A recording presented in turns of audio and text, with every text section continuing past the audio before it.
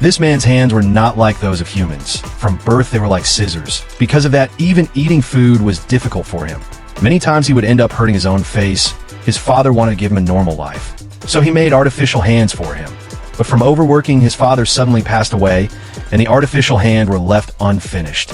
Edward wanted to touch his father's face one last time, but as soon as he did, his father's face began to bleed. After that, Edward was left completely alone in that huge mansion. One day, a saleswoman suddenly arrived there. Edward slowly stepped out from the shadows, standing with his scissor-like fingers spread in the air, perhaps hoping for some help. Seeing the loneliness in his eyes, the woman decided to take him home. All along the way, Edward kept staring out the window, seeing the world outside for the first time in years. When they reached home, he felt like he had finally found safety. The woman gave him clean clothes, and for the first time he saw himself in a mirror. But when he tried to touch it, his sharp fingers cut his own face again. Soon his eyes fell on a waterbed, but Edward had no idea what it was. When he touched it, water started leaking out. Panicked, he covered it with a doll and rushed to put on his pants. Just then the woman entered while on the phone.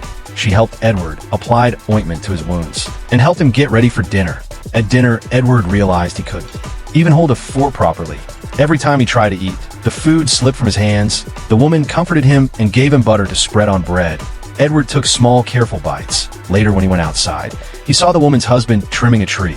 Inspired, Edward used his scissor-like hands to shape the bushes into a dinosaur. The husband was amazed and asked Edward to trim everyone's hair. The next day, a small party was held at their home.